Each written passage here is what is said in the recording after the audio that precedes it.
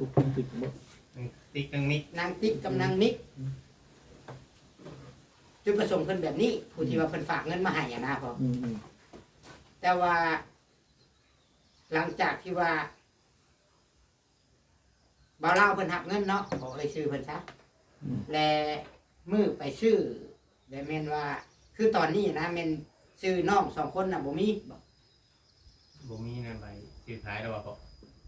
บ่มีเนาะ บ่ บ่มีและบัดนี้ผู้ใหญ่ถาม เพิ่นก็ว่าใส่บ่ได้ อืม ผู้ใหญ่เพิ่นก็เลยให้เฮานี่มาหาในบ้านว่า มันแม่นแท้บ่ตามที่บ่เล่าว่าใส่บ่ได้เลยมันเป็นย้อนหยังนะ อืม และเหตุผลก็มี เงินหลายปานใด เงินนั่น55,000บ่เพิ่นซื้อดิน แม่ เงินหาซื้อดินแต่ว่าเงินส่วนตัวนี้ก็คือ20,000เนาะแม่นบ่ ส่วนของเพิ่นน่ะ20,000 20,000 แต่ว่าง่ายๆเพิ่นว่าถ้าว่าเพิ่นน่ะเป็นคนเริ่มแรกอะนะเพิ่นน่ะเป็นหลักถ้าว่าบ่มีเงิน20,000ของเพิ่น แม่ เริ่มต้นนี่ก็กัดดินตอนนี้ก็คือสิบ่ได้ อืม นะ ว่าเพิ่นหน้าที่ใดก็เพิ่นแบบเสิร์ฟลงเงินไว้ก่อนเพิ่นว่า แม่นเพิ่นมีอยู่แล้วใน55,000น่ะเพิ่นเพื่อเพิ่นอยากให้หลายคนเฮ็ดบุญร่วมกัน คันบ่มีกับเพิ่นสิซื้อผู้เดียวเพิ่นก็ได้แต่บัดนี้แหละก็เลยมี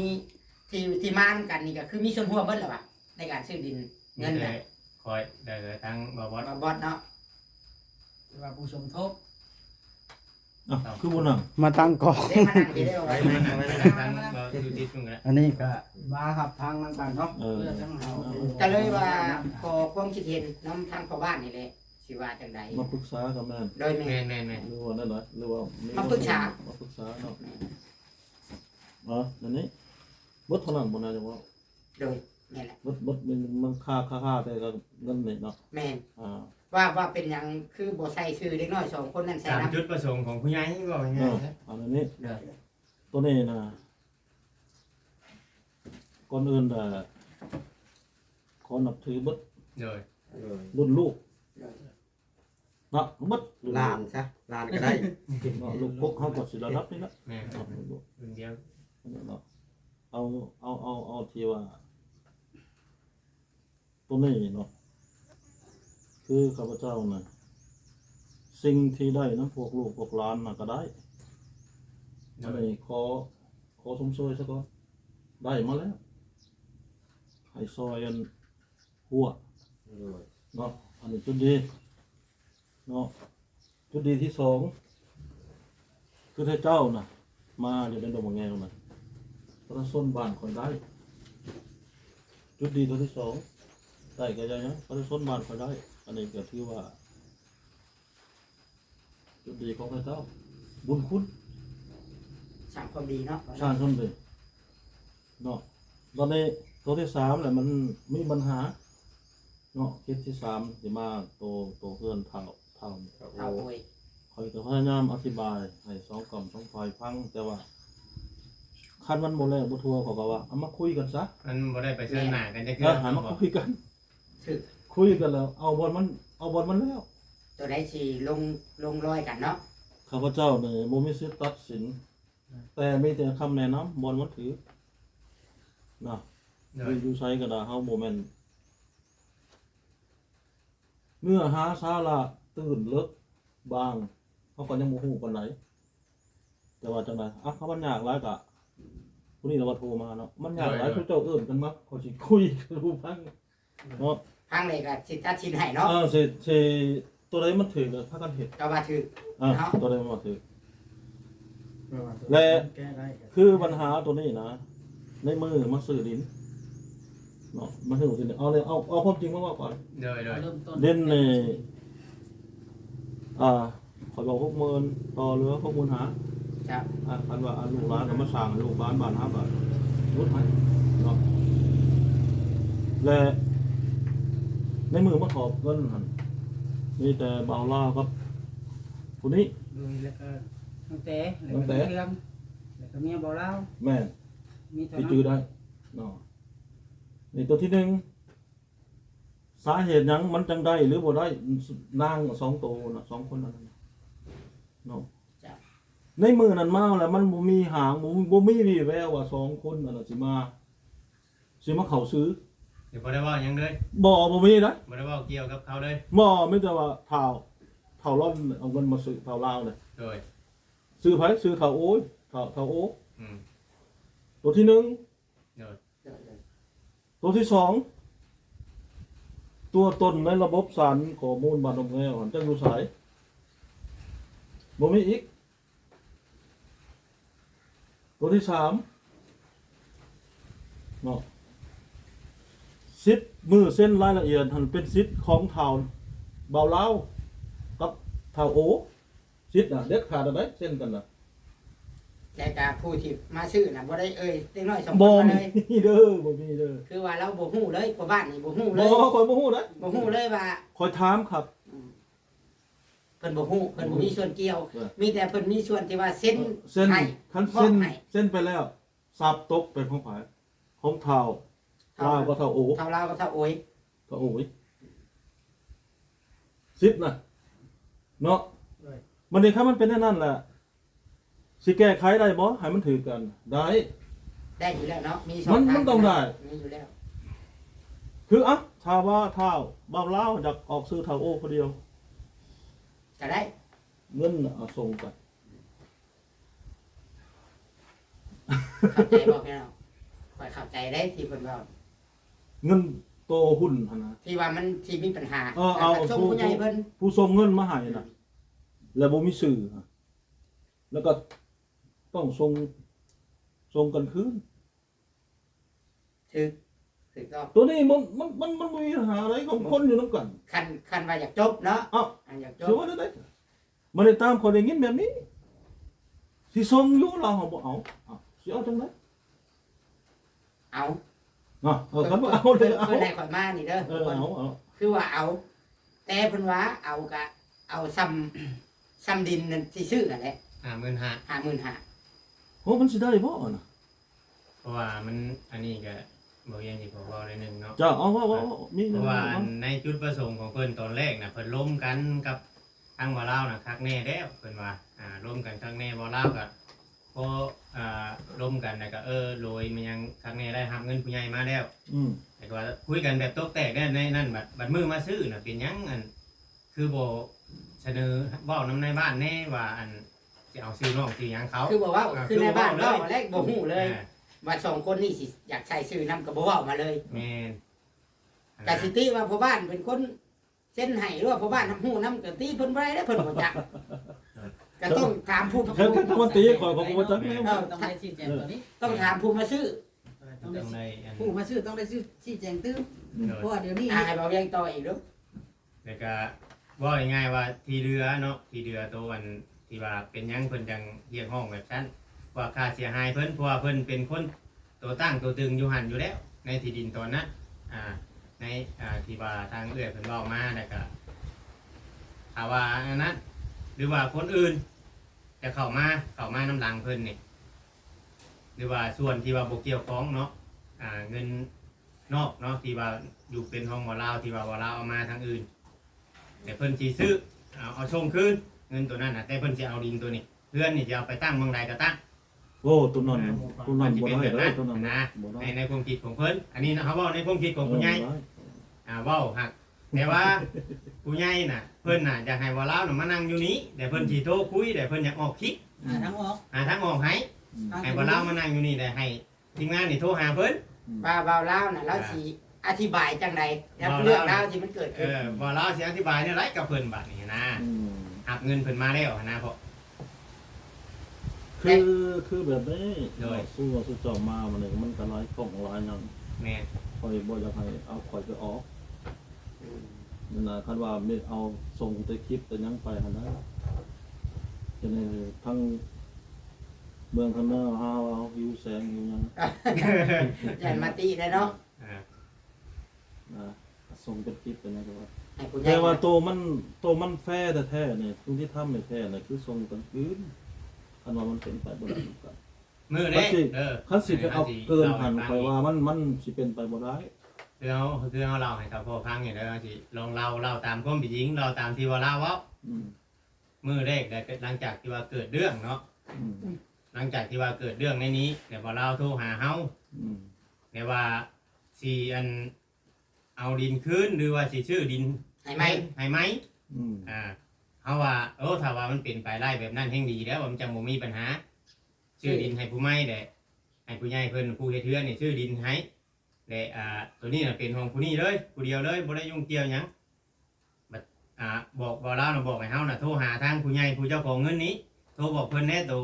ว่าสิเฮาสิชื่อดินให้ไหม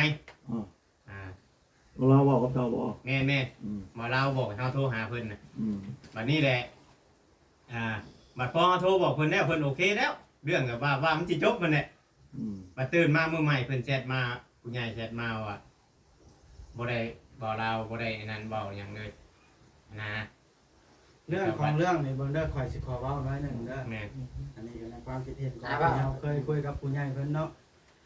เรื่องของเรื่องนี่จุดประสงค์ของเพิ่นนี่เอาเงินคืนก็ได้อยู่แต่ว่าเพิ่นอยากฮู้เหตุผลที่ว่าเป็นหยังคือบอกชื่อบ่เว้าชื่อตุ๊กติ๊กมิกมา ตั้งแต่มื้อชื่อดิน เริ่มต้น คือบ่บอกฮอดในบ้านน่ะนะ สุดเจ้าบ่ได้ถามกันบ่ เพิ่นละอยากฮู้ว่าบ่าวลาวสิแก้กับตัวบ่ได้สิเว้าบ่ได้สิอธิบายกับทุกคนแบบใดเพิ่นจะฮู้ทำนี้ แล้วครับสิอธิบายให้ในบ้านพังจัง อัน ได๋ นั้นแหละบ่ให้แก้วพอย เอาบ่เกี่ยวนะ เคยบอก เชื่ เรื่ อ อง เว้าเนี่ยบ่เกี่ยวกับ เรื่องนี้ก็บ่เกี่ยวกับในบ้านอยู่แล้ว คือว่า อยู่แล้ว มันมี เกี่ยวกับผู้ใหญ่กับ การถ่ายคลิปทางยังนี่มันเป็นเรื่องละเอียดอ่อนเขาก็ระวังความเว้า เอาเฮาสิว่าจังซี่ซะบ่ เออ สิอธิบายอีกขอว่าอีกเทื่อหนึง คือว่ามานั่งกับธุระ มานี่ เออ เพื่อหยังมาหาในบ้านเด้อพี่น้องสิอธิบายฟังทุกคนเข้าใจกันเนาะ FC เนาะคือบ่ได้มาว่าในบ้านนี่เป็นคนผิดเด้อ อืม คือมานี่เพื่อว่าเพิ่นเป็นผู้รักผู้ใหญ่อยู่นี้แล้วเฮาสิเฮ็ดหยังลงไปข้ามหน้าข้ามตาเพิ่นนี่มันบ่คือเพิ่นก็เป็นรักเป็นพ่ออยู่นี้เนาะแม่นแล้วว่า แม่ สิถูกสิผิดก็เฮาต้องมาหาเพิ่น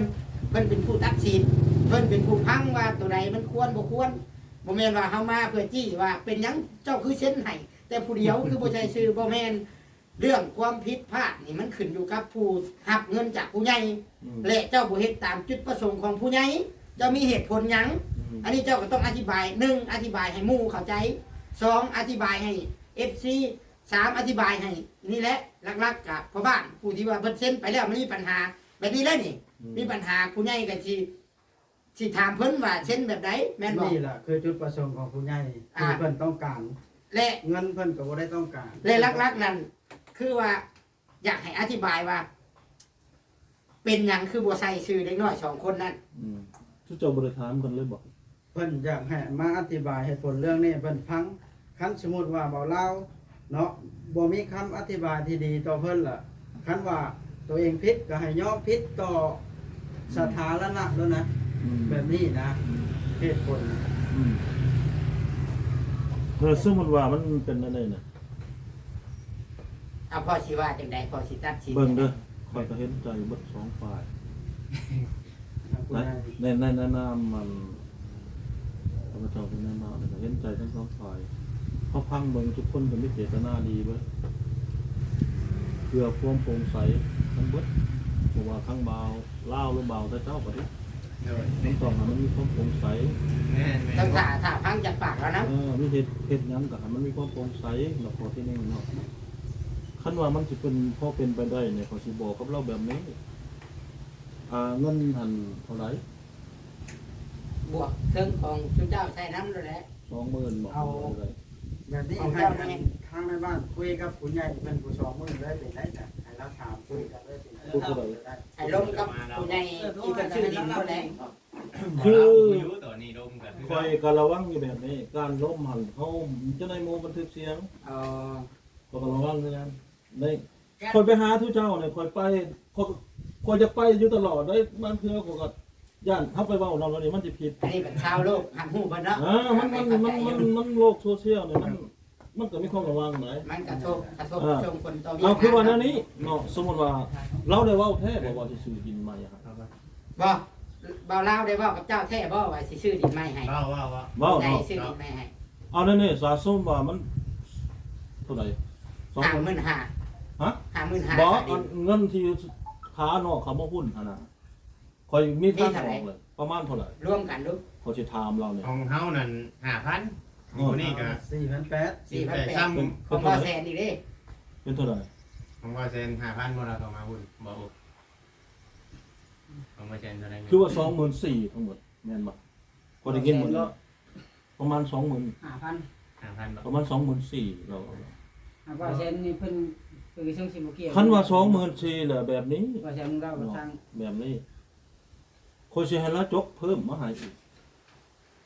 เอาดินตอนใหม่ซะโคชิรุดให้จุพอบ่ใหญ่พวกจะมีปัญหากัน เจ้าทาเจ้าบ่ได้ ซื้อคันซื้อดินให้ไหมก็ได้ แม่น มันก็บ่มีปัญหาเลยจบเลยแหละ ก็โคชิรุดตัว5,000น่ะลงมาให้เราซื้อตัวใหม่ซะคันว่าบ่นี่จ้ะ เพราะว่าเพิ่นบ่ได้อยากได้เงิน ได้ คืน ตรง อยู่ นี้ เลย เออ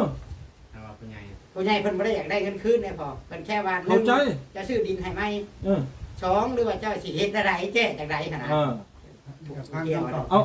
เอาตัวมันออกง่ายๆว่าอ่ะนั่นก็ถ้าว่า20,000ปลายก็ให้เบาล่าจกซะอีก20,000ปลาย จ้ะ แล้วก็รวมกันเป็นประมาณ50,000ก็สิมีโอกาสลดเขารวมพ่อเดี๋ยวเขาก็สิลดให้อยู่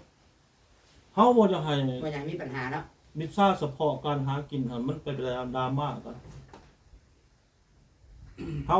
ในนามว่าเฮานี่ชื่นชมพวกเจ้าได้แต่ข้าวบ่เตียง เด้อ มาบุกเบิกกันมึงแงวนะ บ่คำว่าเราคุยเข้าใจกันหรือว่าคุยหยังเว้ากันง่าย อืม แต่ก็เรื่องมันก็คลิปนี้ก็สิบ่ได้เอาลงอีก บ่ คำบ่ลาวว่าชื่อดินต้นไม้ให้เว้าสิรู้เลย เรื่องของเรื่องนี่ขอยอยากให้บ่าวลาวก็พิมพ์มาคุยกัน3คนกับในบ้านนี่ถ้าบ่าวลาวมีคำตอบที่ดีหรือว่าบ่มีการซื้อดินตอนไม้ให้ถ้าเพิ่นเข้าใจกันเรื่องมันก็จบแค่นั้น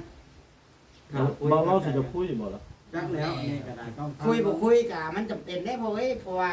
เราไปรับเอาเงินผู้ใหญ่แหละเราบ่เฮ็ดตามจุดประสงค์ของผู้ใหญ่แต่ที่แรกอยู่เพิ่นฝากเงินมาให้นี่เรารับปากว่าผู้ใหญ่ว่าเจ้าใส่ชื่อแบบนี้เด้อเด็กน้อย2คนนั่นใส่ชื่อและถ้าเฮาบ่เฮ็ดตามเพิ่นบอกเฮาสิรับเงินเพิ่นมาจังซั่น อืม เดี๋ยวนี้นะมุมมอง เจ้าหับปากเพิ่นแล้วเพิ่นจังได้โอนเงินมาแบบนี้นะพ่อ เอา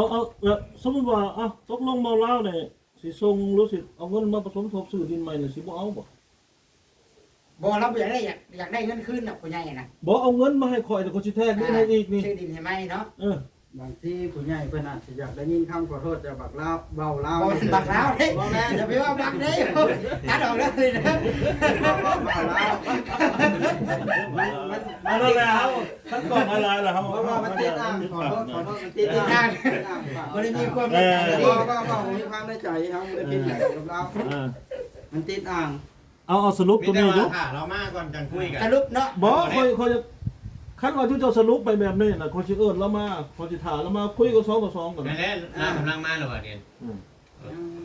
เด็กกันนะมั้ย บางเทื่อเรามาเราก็เจอคนหลายแล้วก็บ่กล้าสู้ก็มี บางทีเนาะเรามาเราคุยกับผู้ใหญ่เราขอโทษผู้ใหญ่เพิ่นแล้วบางทีเพิ่นใจอ่อนลงเพิ่นเว้าเรื่องหยังก็มีนะเรื่องของเรื่องบ่ได้ใหญ่ปาน แต่ว่าคันเฮาสิตัดปัญหาไปเฮ็ดเฉยไปแบบ2คนติดถ้ำมันก็บ่ได้ มันเฉยบ่ได้พ่อเอ้ยเพราะว่า มันเด้อประเด็นนี้ นะ ผู้ใหญ่นี่สิคิดว่า เข้าใจคำว่าปลาตัวเดียวเน่าเบิดของบ่ แม่น มันสิลามเบิดนั่นแหละมัน บ่แม่นเราหมดของเราหมดหนอง เน่าเบิดนองได้คันว่าเฮา เพราะ แบบ ว่าเฮาหากินแบบนี้เฮาต้อง เอ้าเฮาต้องโปร่งใสได้บ่ สงสัย นับแต่การเฮาสิเปิดรับช่วยเหลือเปิดรับบริจาค อืม การเปิดรับบริจาคคือกันมันต้องขึ้นระดับบ้านเมืองแขวงได้เซ็นออกมาจะเปิดได้และการตรวจสอบนี่ต้องมีเจ้าหน้าที่ตรวจสอบข้างแน่ได้ อืม คือเขาเห็นแบบนี้เลยอันนี้ก็ถามว่าถืออยู่บอกอะแต่ว่าย้อนความดีแหละเพิ่นจังให้เฮามาเฮ็ดแบบเรานี่ แบบนี้ เลย เพราะว่าเวลาเฮาปัจจุบันหลายเฮาสิลงของการอีกเนาะเฮาจะว่านี่สู้ว่ามันบ่ได้ซื้อนี่หรือได้ก็ดีเฮาก็สิบอกไป2จังหวะ เลย คันละมาคันบ่ได้ซื้อให้บ่ลาวน่ะไปซื้อดินตอนนั้นได้บ่ ถามหลาย เดี๋ยว ค เฮาน สิ ถามผู้ใหญ่ก่อนเนาะ โทรหาผู้ใหญ่ก่อนเนาะ ได้บ่ ขอโทรหาผู้ใหญ่ก่อนเด้อ ได้บ่ เพราะผู้ใหญ่เพิ่น ก็สิบอกแล้ว คุยกับบ่เราอยู่ อันนั้นบ่ให้เจะผู้สุดจะบอกหรอกคันว่ามันได้แล้วก็จะให้เราจัดการไปให้มันแล้ว แต่เรานี่ ดินต้นใหม่นี่คือซ้ำ ซึ่งเก่า ชาวคุณชิด 10คูณ20อัน ติ นี้ ดเป็นชาว ติด เก่า ก็บ่โอ้ย แต่ว่า ติดเป็น เรานี่สิบ่มาบอกคุยมาเว้าไว้นี่ เอาจักแล้วขอยก็บ่จักว่าเรา แต่ว่าพอสิโทรล้มแล้วก่อนนะเนาะ บ่บัดละมาเขาสิเอิ้นแล้วมานั่งอยู่นี่ ในใจก็อยากมาถามกันเลยอยากพังว่าเราสิว่าจังใดขนาด คำตอบแบบไหนเนาะ บ่คันว่ามันสิได้แล้วก็ เอาสิ สุดเจ้ารอจังหวะ เปิดประเด็นในสิถามเงินมีอีกเรื่องหนึงที่มันคาใจ เรื่องหยัง เพราะว่ามันก็ได้อันนั้นมาหลายแล้วก็มาฮอดเพื่อนในบ้านในหยังแล้ววันนี้เขาอยากถามทางน้องโอ๊ตว่า เอาไงวะเอาน้องไปนั่งข้างก่อน เอาดูน้อง เจ้า โอ๊ต เล เลย ย เอาตั้งมา เจ้ามีประเด็น เจ้าไปพบ เจ้า กัน มา นะ นั่งนี่มานั่ง เจ้าไปพบกันมานั่ง นั่งนี่ก็ได้นั่งนี่ก็ได้ นั่งยังไงมาพี่เป็นหยังตัวนะ เจ้าไปพุ่นให้เรามาพี่ บ่ถามเลยสา เพราะว่าน้องโอสิเว้าได้เป็นคนเว้าได้ให้น้องมานั่ง ร นี่ ถ เว้า เอารถมันไม่ได้ไกลกันนี่ เอ้าบ่เห็น บ้อง เอา เห็นแล้ว มานั่งพี่ มานั่งพี่น้องโอ ไปนั่งละท่าตอบ โอเค เพราะอยากนั่งใกล้กันโอ้ยก็บ่บอก เนาะสุชิตมานั่งนี่ก็ได้ ไปสิลูกไผ เนาะในเรื่องราวก็มันสิเกิดขึ้นในแบบนี้ด้วยว่ามาฮอดมื้อนี้ถ้าจริงก็คำบ่มีแบบนั้นมันก็บ่เกิดโอ้ยเอาสิถามเลยก็ถามตัวนั้นรักผู้ใหญ่เลยถามตัวนั้น FC เริ่มต้นเจ้าเริ่มต้นตั้งแต่ มือแรก โอ้ยน้อง นะ คุณ บ่ได้เว้านั่นน่ะมือแรกนี่เฮาทายนุ่มโอ้ยทายมาเล่าแล้วมาว่าบ่อยากให้บ่บอสนี่ทายเนาะทายคลิปนะแต่มันเป็นย้อนสาเหตุหยังแต่มือชองเนี่ยนุ่มโอยมาเว้าในคลิป แต่ว่ามันมีคลิปแล้วแต่ว่ายังบ่ได้เอาลงมาเว้าในคลิปว่าบ่บอสทายแล้วมันมักสั่งละมงละมาเนาะนุ่มโอยเนาะมักสั่งละมงละมาแนวนั้นแนวนี้เดี๋ยวผู้ใหญ่บ่ให้ทายบ่ แม่นแล้วก็คุณมาถ่ายแล้วก็ตัวค่อยคุณมาถ่ายอีกแบบก็คือคุณว่าแล้ว มันเป็นย้อนหยังเจ้าจังบ่อยากให้ทาย เราโลด เราออกมาให้ FC ฟัง ต้องย้อนกลับไปเด้อต้องย้อนกลับไปตั้งแต่เริ่มต้นตั้งแต่เฮา ตั้งแต่เจ้ายังบ่มีหยังตั้งแต่ FC ยังบ่ฮู้จักเจ้า แล้วเจ้ายังแล้วเจ้ายังตอบย้อนเข้าไปตั้งแต่เจ้าบ่มีหยังตั้งแต่ถ้าคอยแบกมอนแบกหยังขึ้นไปให้เจ้าอยู่เฮือนหลังนั้น อยู่เพื่อนได้นางกันเก่า ตอนกับ น้อย แต่ แม่ ข้าวซื้อเสื้อผ้ามาผ่ามาแน่ต้อนกันหยอกร่วมม่วนกันตั้งแต่สมัยเคยเฮาเฮ็ดนะแล้วมีอีหยังต้องเปลี่ยนไปทันห้ามคอยนะคอยจะฮู้ซำนั้นนึงดอก และสาเหตุแบบใดแบบว่าผู้รักผู้ใหญ่ทั้งเจ้าบ่ห้ามแล้วจะให้เจ้าเว้าในกล้องให้มันจะแจ้งในมื้อนี้ แม่ ไปนะแล้วถ้าคอยก็สิบ่ไป บ่ยุ่ง ถ่าย เกี่ยว อี อี ก ก บ่ยุ่งเกี่ยวกับเจ้าอีกแล้วก็จบสำนั้นเพราะว่าสิ่งที่ซอยผ่านมาเท่าไหร่มันจบแล้วก็จบเพราะถ้าข่อยนี่มันเป็นระบบทีมงานแหละบ่ไปผู้หนึงแล้วถ้าข่อยต้องบ่ไปเบิดมันต้องสามัคคีกันถ้าข่อยเนาะเว้าวันเพิ่นทีมงาน แม่ แต่บุกเบิกนี้ให้เข้ามาก่อนจะทายผู้นี้น่ะ มันต้องถ้าข่อย ซาเรียดว่า บ่บอกวันนั้นเขาซื้อยานะมันบอกมันเป็นของเงินเขา โอ้ยเขารักอะไร อาจจะโดยตอบตัวนี้ว่า สิลงไปของการบ่ได้ เรื่อง ไว้กองหนึ่ง มันเลยไอ้ถามแบบนี้มันแต่เก่านะเฮาปฏิบัติต่อกันมาได้คือหยอกกันนัวขมวนกันดีอยู่นะแต่พอมาเจ้ามีทุกอย่างมีผู้ซัพพอร์ตอยู่แล้วทั้งหลังแล้วพออ้ายอยากทายปัดแลนหนีกล้องอ้ายบ่อยากปังอ้ายเว้าออกในคลิปว่าแซนพร้อมแต่ว่าแซนบ่ได้ลงว่าค่อยนี่เป็นตัวปัญหามาสร้างเรื่องบ่อยากให้ทาย บ่แม่นเลย เดี๋ยวก็เข้าที่เรื่องทาย โอเค เอาขออนุญาตนั่งในนี้จังหน่อยเด้อ อันนี้ก็ หรือเพราะว่าจะไปเรียก นั่งเราแล้วใช่ไหมนะ โอเคโอเคครับ เรื่องชาวบ้านมันโหดมีคนมานอนพุ่น โอเคโอเคโอเคเอา ยากช่างนั่ง ขอใช้ ไปเส้นเอกสารนะครับ ด้วย เป็นยังหรอ โอเค โอ้เจ้าของบ้านบ่อยู่ว่าจะให้คนอื่นอยู่บ่ โอ้ บ้าน เขาอยู่ นี่ ข้างหลังพุ่นยายข้างหลังนั่งรถเฮ้ยหันนี่ไปนั่งตังคอยหัน บ่ได้ข่อยบ่นั่งได้ข่อยย่านกล้องหลายคนได้ข่อย เพื่อได้เป็นนายบ้านเด้ต่อไป บ่ หนักตัวในบ้านเนาะ เอามึงดูเอาไว้กลับไปนั่งไป ให้ตัดผมนะ เอาเดี๋ยวจะให้เบาเรื่องถามต่อเลย นี่ล่ะจุดประสงค์ของที่เจ้าเว้านะ ผู้ เพราะ ก ว่าร ณี เข้า เพิ่น ใจ เจ้าละทำพุ่งเลยเนาะเอาถาม เห็น จัง ได้ นั้น มา กับ ไป พุ่ง แล้ว แล้ว ปกติเนี่ยเจ้าสิลงไปได้ยืดได้เจ้าบ่ต้องทายเขาบ่อยากให้เป็นทายกับจบ งั้นก็ได้ว่าคอยไปอยู่เพื่อนน้ำเตะแล้วคอยไปให้